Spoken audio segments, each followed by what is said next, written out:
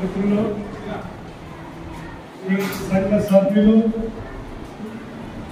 సంఘ అధ్యక్షులు అందరికీ కూడా పేరు పేరున నమస్కారాలు. మన కుటుంబం పట్ల కూడా మన జాగ్రత్తల పట్ల కూడా అత్యప్రమత్తంగా ఉంటూ మీ ఆరోగ్యాన్ని కాపాడుకుంటూ ఈ కుటుంబాన్ని కూడా బాగా చూసుకోవాలని నేను మనస్ఫూర్తిగా కోరుకుంటున్నాను. అలాగే ఇన్సూరెన్స్ చేశారని చెప్పారు. ఇన్సూరెన్స్ మామూలుగా పెద్ద అమౌంట్కి ఇన్సూరెన్స్ చేసుకోవడానికి ఎవ్రీ ఇయర్ యాప్స్ ఇన్సూరెన్స్ ఉన్నాయి. 5,000 6,000 ఇయర్లీ కంటే 10 లక్షలు 15 లక్షలు కవరేజ్ చేసి ఇన్సూరెన్స్ పాలసీస్ ఉన్నాయి. అంటే ప్రతి సంవత్సరం కట్టుకుంటూ రావాలి. ఏదో బండికి చిన్నగా తగిలింది దానికి 5,000 కట్టించినామని అనుకోని ప్రతి సంవత్సరం ఇన్సూరెన్స్ చేసుకుంటే మన ఫ్యామిలీకి భద్రత ఉంటుంది. నేను తక్కువలో అంటే వరప్రసాద్ సార్ గారిని వేదిక మీదకి రావాల్సిందిగా కోరుతున్నాను.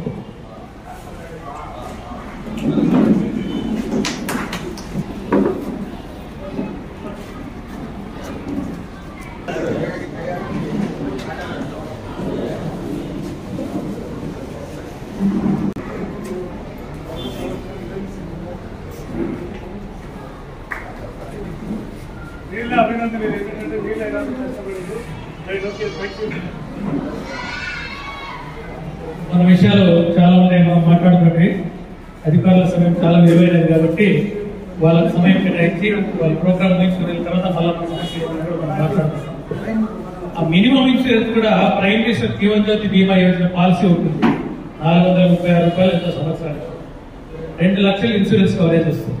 2,440,000 రూపాయలు పాలసీలు కొంచెం చూసి ఇయర్లీ 10 లక్షలు కవరేజ్ ఇన్సూరెన్స్ చేసుకుంటే ఫ్యామిలీ కూడా భద్రత ఉంటుంది.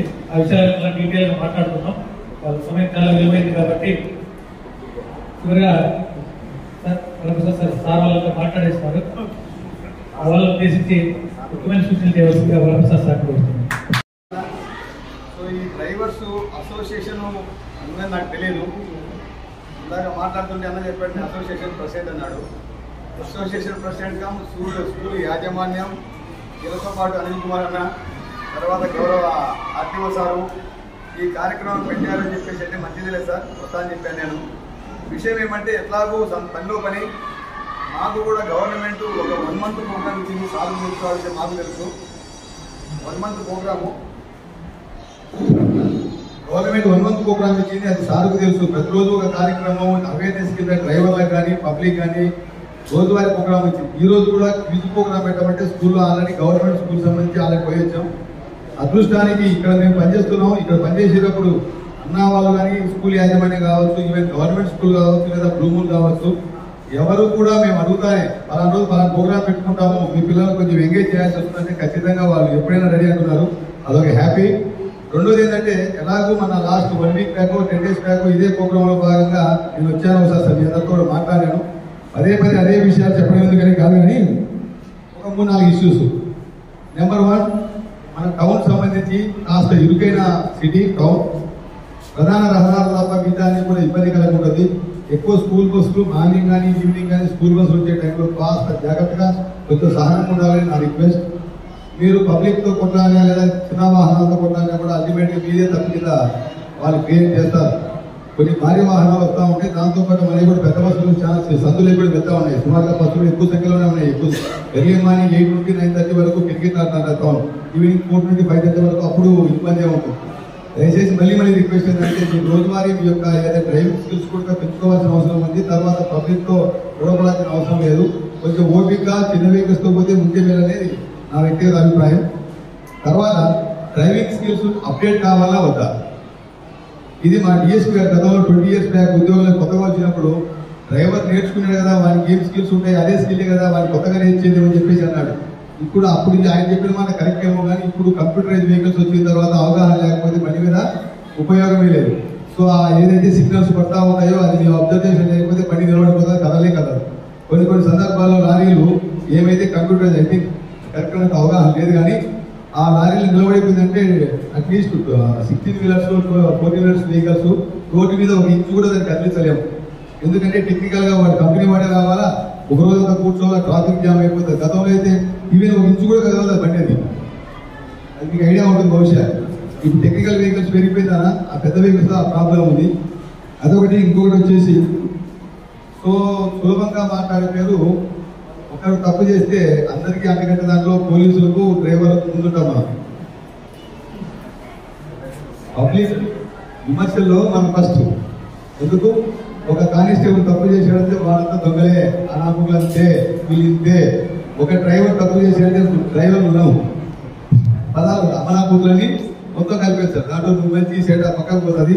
సులభంగా దొరికిపోయే వాళ్ళలో డ్రైవర్లు పోలీసులు పనుకుంటాం. కాబట్టి దయచేసి మన దగ్గర తప్పులు జరగలేదు. సో నేను గతంలో పనిచేసినప్పుడు ఒక స్కూల్ బస్సులకు సంబంధించి మీకు మన కూడా చెప్పాను, ఈ చిన్నపిల్లల విషయాలు తొందరగా ఇబ్బంది పడతాం. ఎందుకంటే వాళ్ళు మీతో తల్లిదండ్రుల తర్వాత టీచర్ల తర్వాత ఎక్కువగా మీతో రైజ్ అవుతుంది. వాళ్ళు మిమ్మల్ని చూస్తాను ఎంత ఆనందంగా కంతులేస్తారంటే ఆ పరిస్థితిలో నేను గతంలో కోయిలకుంటలో పనిచేసినప్పుడు 3 పొరపాట్లు జరిగాయి.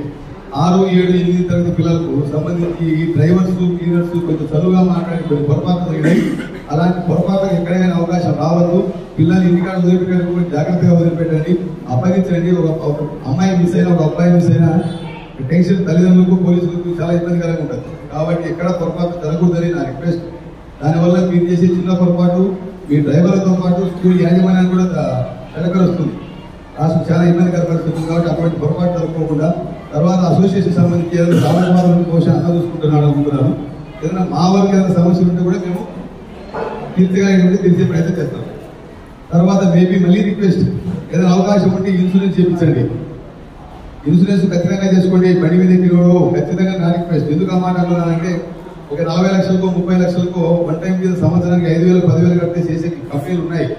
మన టైం ఇప్పుడు వచ్చేది కాదు, ఏ టైంలో ఏం జరుగుతుందో తెలియదు. కాబట్టి బండి మీద ఎక్కిన తర్వాత ఇంటికాడ రేపు అధికారం జరిగి ప్రమాదాలు లోనైనప్పుడు ఇంట్లో వాళ్ళు కనీసం నేను గుర్తు పెట్టుకోవాలంటే వాళ్ళకి 20 లక్షలు, 30 లక్షలు, 50 లక్షలు వచ్చే విధంగా ఉంటే నేను గుర్తు పెట్టుకుంటాను. లేకపోతే ఆ ఫోటో తీసి పక్కన వేసేస్తారు.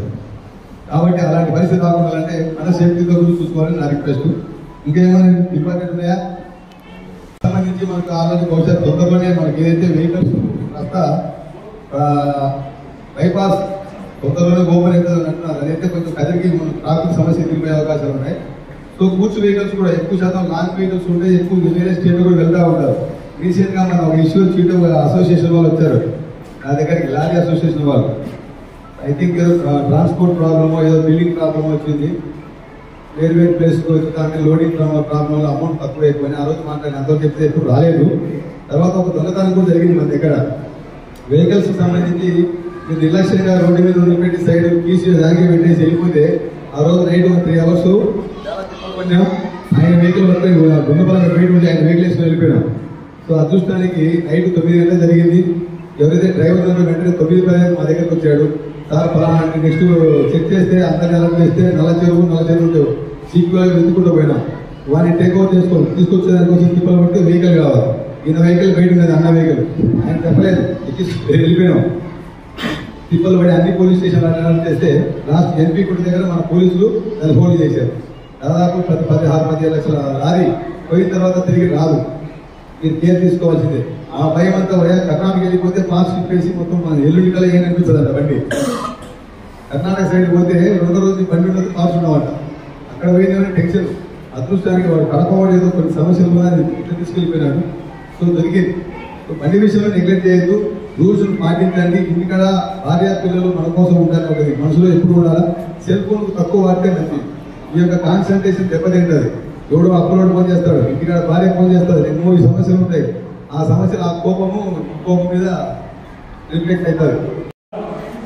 జాగ్రత్తలు పాటిస్తూ ఎలాంటి ఇబ్బందులు లేకుండా వారి యొక్క సుఖ జీవనాన్ని సాగిస్తున్నారు. కాబట్టి అందరూ కూడా అభినందనీయులు. దానికి కారణం సంఘసభ్యులు, వాళ్ళ పోరాటమే. కాబట్టి మీరందరూ కూడా వాళ్ళు మీ యొక్క అభ్యుదయం కోసమే పోరాడతారు. సో మీ యొక్క అభ్యుదయం కోసం మనన్న వాల్మీకి స్కూల్ యజమాని వారు పౌరంగా కూడా ఇవాళ ఈ కార్యక్రమాన్ని నిర్వహిస్తూ రాష్ట్రం ఎక్కడ జరుగుతున్నాం. కానీ ఇవాళ వీళ్ళ స్కూల్లోనే అవకాశం ఇచ్చి మీకు మీ యొక్క పురోగతికి పాల్పడడానికి ముందంజలో ఉన్నారు. కాబట్టి వారు కూడా సభాముఖంగా అభినందించారు. అలాగే మేమేం చెప్తాము, మీరందరూ బాగుండాలా, యాక్చువల్ గా ఈ ప్రోగ్రామ్ ఈ రహదారి భద్రతా మాసోత్సవాల్లో ఒక భాగం అయిపోయింది కాబట్టి సో మీరు ఆరోగ్యంగా ఉండాలి, క్షేమంగా ఉండాలి, ప్రమాదం జరగకుండా చూడాలి. మీ తరఫున మా తరఫున మీరు దానికి లైసెన్స్ లేకుండా వాహనాన్ని నడపద్దు, చేయకూడదు, మందు తాగి డ్రైవింగ్ చేయొద్దు, అతివేగంగా పోకూడదు, ఎక్కువ మందిని ఎక్కించుకొని వాళ్ళ ద్వారా నీకు ఇబ్బంది కలిగి మరో వాళ్ళని ఇబ్బంది పెట్టడం చేయొద్దండి. ఎంత సంపాదించినా ఈ జాగ్రత్త పడడం కోసమే.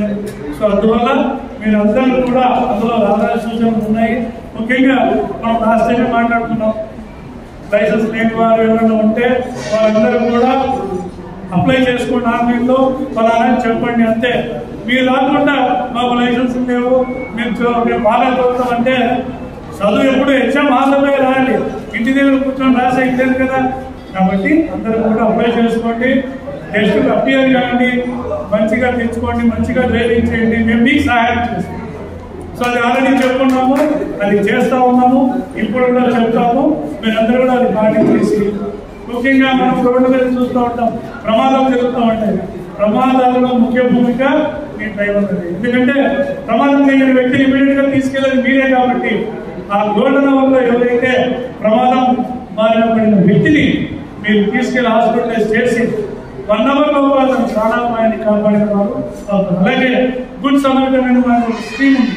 ఆ గుడ్ సమర్థన్ అనే స్కీమ్ అంటే ఏమంటే ఒక బాధ్యత గల వ్యక్తి ఒక ప్రమాదం జరిగినప్పుడు అతని యొక్క సమాచారాన్ని గుర్తుగా ఉంచవచ్చు, లేదా చెప్పి అతని యొక్క ఇన్ఫర్మేషన్ బయటకు తెలియజేయవచ్చు. అలాగే అతను పలానా అన్నాడేంటి కానీ పోలీసు వారికి కానీ మెడికల్ డిపార్ట్మెంట్ కానీ ఆ ప్రమాదం జరిగిన సమయంలో తీసుకెళ్లి ఆ యాక్సిడెంట్ ని వాళ్ళకి చెప్పేసి ఆ ప్రమాదంలో మన వ్యక్తిని ఇమీడియట్ గా హాస్పిటల్ చేసేది గుడ్ సర్టిఫికేట్ ఒక సర్టిఫికేట్ ఇస్తారు. దానికి తోడు పారితోషికం ఉంటుంది. ఆ పారితోషికం రాష్ట్ర వ్యాప్తంగా ఉంది. అలాగే మీరు చేసిన సేవలు గుర్తించి కేంద్ర ప్రభుత్వం కూడా మీకు ఈ సహాయ సహకారాలను కూడా గుర్తించి మీకు సర్టిఫికేట్ తో పాటు పారితోషికాన్ని ఇస్తుంది. అది మీకు ఎంతో ఉపయోగం. ఎందుకంటే రక్షణ అట్లా మనం కాపాడేదే మనం కూడా ఫ్యూచర్ లో మనకు మన పిల్లలు ఎదుగుదలకు వస్తుంది. కాబట్టి అందరూ కూడా ఇలాంటి సదవకాశాన్ని ఒక ఫోన్ కాల్ అంటే మనతో యాక్సిడెంట్ గాయమైంది ఇన్ఫర్మేషన్ చేస్తే మీరు ఇచ్చే ఇన్ఫర్మేషన్ వాళ్ళకి ప్రమాదం కావాలి.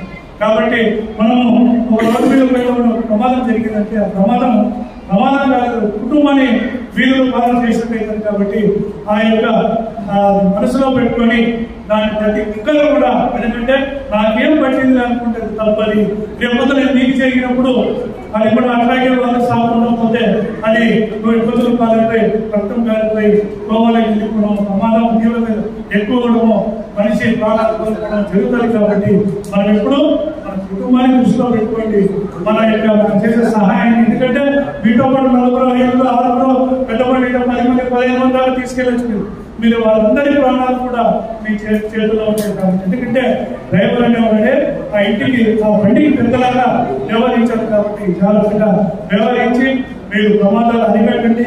ఒకవేళ మీకు మందు తాగే అలవాటు ఉంటే బండి దిగినాక ప్రశాంతంగా ఉన్నప్పుడు తాగి రెస్ట్ చేసుకోండి. కానీ బండి తోలేటప్పుడు ఎటువంటి పరిస్థితుల్లోనూ మందు సేవించి వాహనాన్ని నడపలేదు. ఎందుకంటే మీరే కంట్రోల్ అవుతుంది కాబట్టి బండిని కూడా కంట్రోల్ చేసి ఇది కూడా ఉంటుంది. కాబట్టి దయచేసి అలాంటి పరిస్థితి కాదు.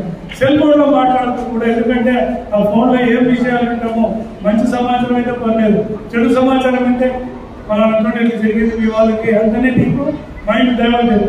అందువల్ల ఇలాంటి విషయాలు గుర్తించుకొని మీరు ఎల్లకాలము ఎల్లవేళలా బయటకు మీ కుటుంబ సభ్యులు ఉన్నారు, వారికి నేను ఆధారము నా యొక్క జీవనాధారం అదే. కాబట్టి వాళ్ళ భవిష్యత్తుకి నేనే అనుకుంటారు. కాబట్టి నేను బాగుంటే వాళ్ళు బాగుంటారని ఒక మంచి సహకారం, ఒక మంచి ఆలోచన డ్రైవింగ్ చేయండి.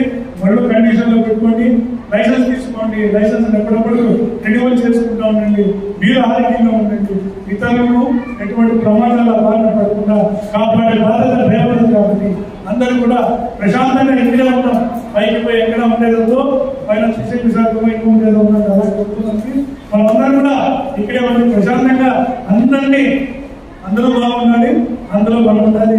నాకు ఈ అవకాశం ఇచ్చిన వాళ్ళకి అలాగే మీరందరికీ కూడా చదువులు అందరూ బాగున్నారా?